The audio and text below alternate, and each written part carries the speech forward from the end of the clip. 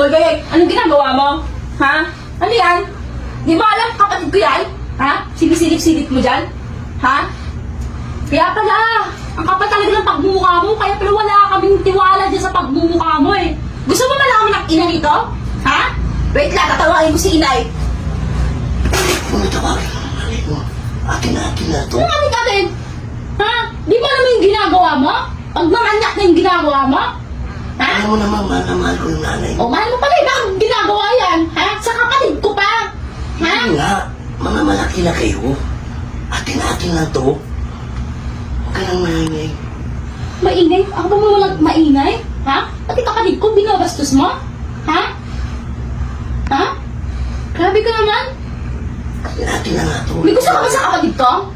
Ha? May gusto ka ba sa kanya? Ha? Sabihin mo! May gusto ka! Ha? Meron nga, sa Oo. dalawa. Ito ha? Baba mo. Iba yan naman yung gusto mo? Baba mo!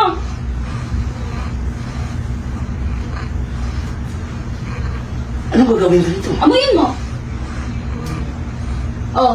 Sino mas mabango? Sa kapatid ko o sa akin? Sa'yo. Oh. Gusto kang sa'yo. Oh, mabango ha? Oh, sa akin ka na, ha? Huwag mo nang lalapitan yung kapatid ko.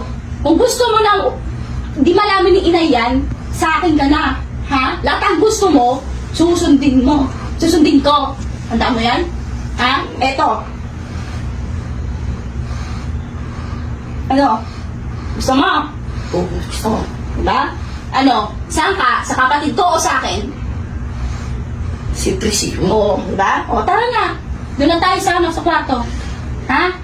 Lahat, gagawin mo ha? Lahat Oo, ha? oo, Para ha? hindi malaman ni inay yan ha? Oo. Huwag mo nang lalapitan yung kapatid ko ha? Tandaan mo yan ha? Oo, oo, O, sige, tara na.